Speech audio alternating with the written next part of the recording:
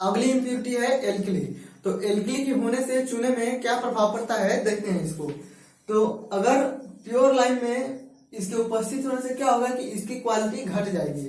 तो जो एल्कली है प्योर लाइम में उपस्थित है तो प्योर लाइम की जो क्वालिटी है वो क्या होगी कि घट जाएगी। परंतु यही अगर हाइड्रोलिक लाइम में है और वो कितने 2 से 3% मात्रा में अगर हाइड्रोलिक लाइम में उपस्थित है तो अगर इसके होने से क्या होगा कि वो उस पर कोई बुरा असर नहीं पड़ेगा, बल्कि उसकी हाइड्रोलिसिटी क्या होगी कि बढ़ जाएगी।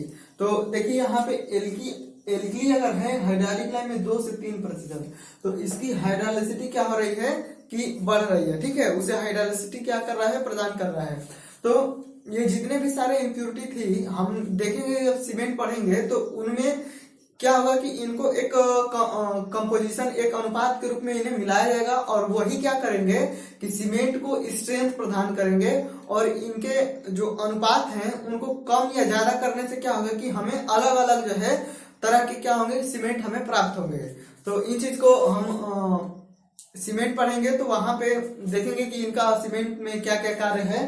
अब हम देखते हैं कि स्लैगिंग जो है, स्लैगिंग यानी कि चूने को जो बुझाया जाता है, चूने को बुझाया जाता है तो उसकी कौन कौन सी विधियां हैं। Method of slagging of Lyme's, तो चूने को बुझाने की कौन कौन सी विधियां हैं। तो सबसे पहले आता है एयर स्लैगिंग। एयर स्लैग देखिए ये जो यहाँ पे 6 मेथड दिए हुए हैं तो इसको मैं ऐसे ही बस बता देता हूँ, आप लिखना चाहें तो उसको लिख लीजिएगा अपने से, ठीक है। लेकिन ये एग्जाम में ज्यादा पूछे गए नहीं है तो फिर मैं यहाँ लिखूंगा तो ज्यादा टाइम लगेगा, तो इस वजह से मैंने लिखा नहीं है। एयर स्लैगिंग क्या होता है, देखिए जो लाइम होता है ना, लाइम को ऐसे ही वातावरण में खुले में फैला दिया जाता है। तो लाइम को खुले में वातावरण में फैला दिया गया है तो क्या होता है कि खुले में क्या होता है कि जो हवा होती है वो उसमें नमी की मात्रा होती है। हमेशा जो है हवा में नमी की मात्रा होती है। जब गर्मियों में लू चलने लगती है उस समय हवा में एकदम सबसे कम मात्रा होती है, ठीक है। लेकिन जब वही जाड़े का मौसम आता है और बरसात के मौसम आते हैं तो उस समय हवा में जो है नमी जो है बहुत ज्यादा मात्रा में रहती है, ठीक है ना। तो हवा में नमी रहती है और ये क्या होता है एयर स्लैगिंग में, हमने चूने को तो कैल्सिनेशन कर लिया है, लाइम स्टोन को कैल्सिनेशन कर लिया है। तो वो क्या था CaCO3 था, अब हमें क्या मिल गया है कैल्सिनेशन के बाद CaO हमें मिल गया है, ठीक है। तो अब हम जब हवा में ऐसे वातावरण में खुले में इसको बिछा देंगे तो जो CaO है ये हवा में जो नमी है, हवा में जो नमी है तो नमी क्या रहेगी, नमी रहेगा वाटर, ठीक है। नमी क्या रहेगा H2O। तो जो H2O रहेगा, ठीक है, तो इससे रिएक्शन करेगा, ठीक है। CaO क्या करेगा H2O से रिएक्शन करके और CaOH ट्वाइस यानी कि कैल्शियम हाइड्रोक्साइड क्या बनाएगा, कैल्शियम हाइड्रोक्साइड। तो एयर स्लैगिंग में हम ऐसे ही बिछा देते हैं और जो कैल्शियम होता है CaO जो हवा में नमी है उससे रिएक्शन करके हाइड्रेशन करके CaOH ट्वाइस बनाता है, ठीक है। तो CaOH ट्वाइस बना लिया। तो अब ये नहीं कि जो स्लैगिंग है पूरे के पूरे जितने भी चूने हैं सभी ने रिएक्शन कर लिया और ये बुझ गए, ऐसा नहीं होता। एक तरफ से जो ऊपर वाले होंगे वो नमी सोखेंगे और नमी सोख के बुझेंगे, ठीक है। तो जब तक नीचे वाली जो चूना है, लाइम है, CaO है वो बुझेगा तब तक क्या होगा कि ये जो बना हुआ है CaOH ट्वाइस ये दोबारा से कार्बन डाइऑक्साइड CO2 से रिएक्शन करके दोबारा से CO3 बन जाएगा, ठीक है। तो हमें जब हम स्लैगिंग करते हैं तो लाइम के रूप में हमें ये चाहिए होता है, क्योंकि ये गीली अवस्था में रहेगा, प्लास्टिक स्टेट में रहेगा। तो इसको हम मन चाहे जहां भी चाहे इसको लगा देंगे और फिर बाद में ये बनेगा, कार्बन डाइऑक्साइड से रिएक्शन करके ये बनेगा तो कठोर होगा और इसमें स्ट्रेंथ आ जाएगी। तो जब एयर स्लैगिंग करते हैं तो लाइम एक तरफ से तो बुझता जाता है और दूसरी तरफ क्या होता है कि वो कैल्शियम कार्बोनेट में भी चेंज होता जाता है। तो ये जो एयर स्लैगिंग मेथड है ये हम यूज नहीं करते, बहुत ही घटिया मेथड है, तो इसको हम प्रिफर नहीं करते, ठीक है। और दूसरा है स्लैगिंग बाय डिपिंग, ठीक है। डिपिंग का मतलब, डिप का मतलब होता है कि डुबोना, किसी चीज को डुबोना।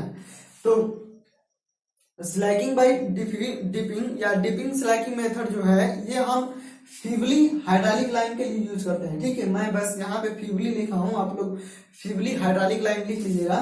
तो ये जो है डिपिंग मेथड क्या होता है कि फीवली हाइड्रोलिक लाइन के लिए यूज किया जाता है। इसमें क्या किया जाता है कि जो चूना है, कैल्शियम ऑक्साइड है, ठीक है, जो चूना है, तो उसको हम वाटर में डुबो करके और ऐसे निकाल करके रख देते हैं। ठीक है, वाटर में डुबो करके और निकाल के रख देते हैं। तो क्या आप लोग एक एक डुबोएंगे? नहीं, एक एक नहीं डुबोना है। एक टोकरी लेते हैं जिसमें से पानी निकल जाता है, ठीक है, आप लोग देखे होंगे। तो उसमें चूने को भरते हैं, ऐसे वाटर में डुबोते हैं और फिर निकाल करके खुले में फैला देते हैं। तो ये हो गया डिपिंग मेथड। इसके बाद से अगला है तीसरा method, slaking by sprinkling. Sprinkling का मतलब होता है कि छिड़काव, जो फवारे के रूप में नहीं, सिंचाई में देखे होंगे या बाथरूम में जो फवारा लगा रहता है, तो वैसे टाइप में छिड़काव करते हैं। तो इसमें क्या करते हैं कि जो चूना होता है उसे खुले में ऐसे फैला देते हैं मोटी परतों के रूप में, 15 सेंटीमीटर मोटी इतनी परत के रूप में भी ऐसे फैला देते हैं और उसके ऊपर जो है पानी का छिड़काव कर देते हैं। तो ये हो गया स्प्रिंकलिंग मेथड। ठीक है, अगला है टैंक स्लैकिंग मेथड। ठीक है ना, टैंक स्लैकिंग। इसमें क्या होता है कि टैंक बना होता है, देखिए यहाँ पे मैं बनाता हूं, इसमें ऐसा कुछ टैंक बना होता है। ठीक है, आप समझ रहे हैं। और फिर एक नीचे टैंक होता है, यहाँ पे फिगर में सही से नहीं दिख रहा है, मैं यहाँ पे लगा दूंगा उसका इमेज।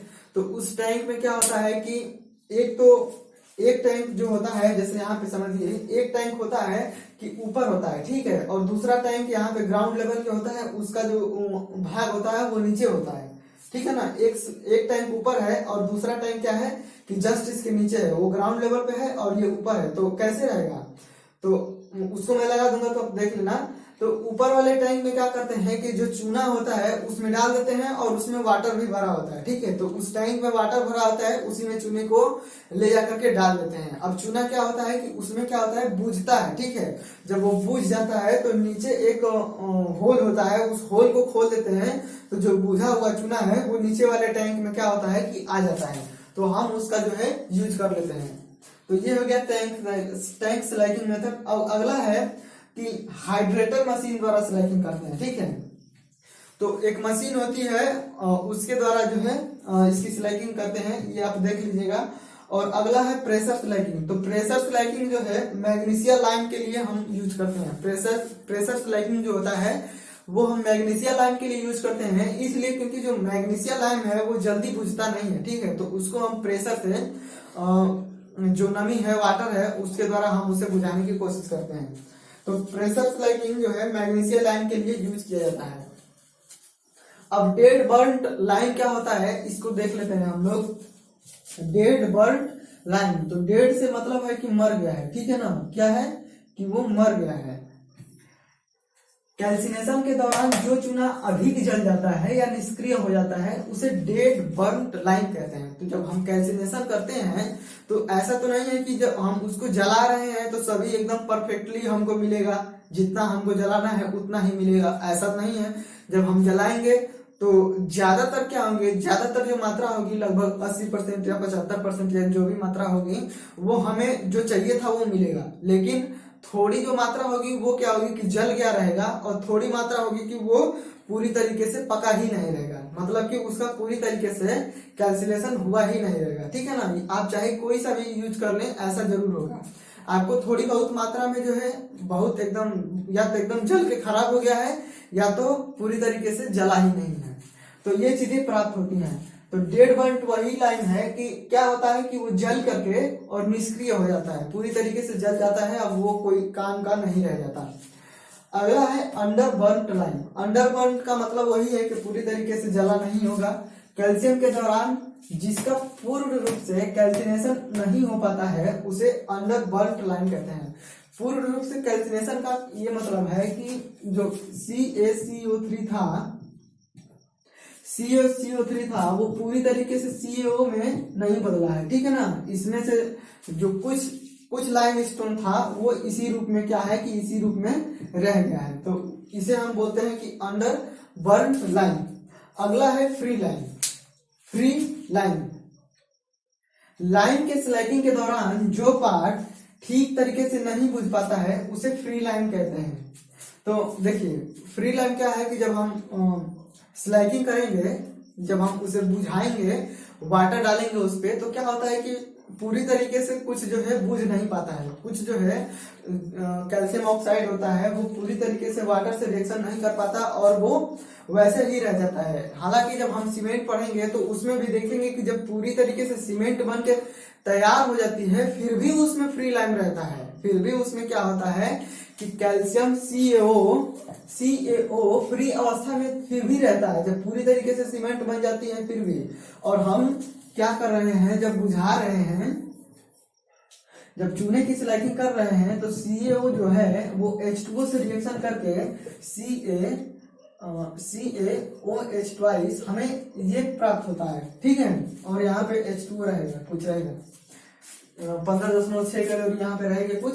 तो CaO जो है H2O से रिएक्शन करके हमें ये मिलना चाहिए, ठीक है। लेकिन इसकी स्लैगिंग के दौरान क्या है कि CaO पूरी तरीके से इसके साथ रिएक्शन करके और पूरी तरीके से CaOH ट्वाइस में नहीं बदला है, मतलब कि ये 100% है CaO, तो हमें यहाँ पे 100% नहीं मिलता है। हमें मान लीजिए कि एक उदाहरण के तौर पे 90% ही हमें मिला है, तो बाकी जो 10% है CaO वो CaO यानी कि फ्री लाइम इसी रूप में ही अभी तक है, जबकि हमने उसे बुझा दिया है और हमने उसे वाटर से निकाल दिया है, ठीक है। तो फ्री लाइम का ये मतलब हुआ। अब नोट में देख लेते हैं क्या है। लाइम की स्लैगिंग के लिए सबसे अच्छी विधि जो है वो मैकेनिकल मेथड है। लाइम की स्लैगिंग के लिए सबसे अच्छा जो मेथड माना जाता है वो मैकेनिकल मेथड को माना जाता है। इसके बाद टैंक स्लैगिंग है। मैकेनिकल मेथड के बाद जो है दूसरे नंबर पे टैंक स्लैगिंग आता है। और जो टैंक स्लैगिंग होता है वो क्या होता है, इकोनॉमिकल होता है। इकोनॉमिकल से मतलब है कि मैकेनिकल मेथड की तुलना में इसमें खर्चा कम लगेगा। हम जब उसे बुझाएंगे तो इसमें हमें खर्चा कम लगेगा, ठीक है। तो जो टैंक स्लैगिंग मेथड होता है इसमें जो है खर्चा कम लगता है।